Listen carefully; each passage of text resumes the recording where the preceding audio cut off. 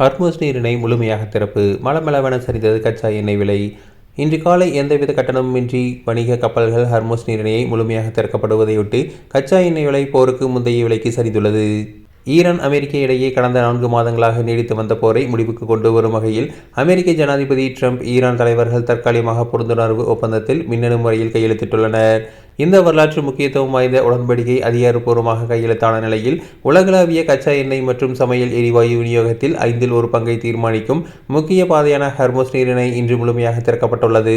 கடந்த 100 நாட்களுக்கு மேலாக பூட்டி கிடந்த இந்த மிக முக்கியமான கடல் வழிப்பாதை போர் ஏற்படுவதற்கு முந்தைய வழக்கம் போல சுமூகமான நிலை விரைவில் திரும்பும் என ஒட்டுமொத்த சர்வதேச சமூகத்தாலும் பெரிதும் எதிர்பார்க்கப்படுகிறது. இந்த புதிய ஒப்பந்தத்தின்படி ஈரான் மீதான எண்ணெய் வர்த்தக தடைகள் நீக்க அமெரிக்கா முழுமையாக ஒப்புக்கொண்டுள்ளதால் ஈரான் தனது கச்சா எண்ணெய் மற்றும் எரிபொருள்களை இனி எந்தவித கட்டுப்பாடுமின்றி உலக நாடுகளுக்கு தாராளமாக விற்கலாம். இந்த புதிய உலகளாவிய மாற்றத்தால் சர்வதேச சந்தையில் கச்சா எண்ணெய் விலை விறுவிறுவென சரிய தொடங்கியுள்ளது. நுகர்வோரின் தேவையை விட சந்தையில் கச்சா எண்ணெய் வரத்து அதிகரிக்கும் என்பதால் இந்த திடீர் விலை வீழ்ச்சி உலக நாடுகளில் பெரும் பொருளாதார நிம்மதியை தந்துள்ளது.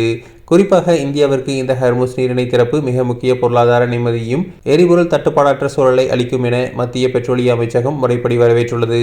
போர் பதற்றம் நீங்கி உலகளாவிய வணிக போக்குவரத்து முறைப்படி தொடங்கும் இந்த நிகழ்வு சர்வதேச அளவில் மிகப்பெரிய விவாதத்தையும் வரவேற்பையும் பெற்றுள்ளது.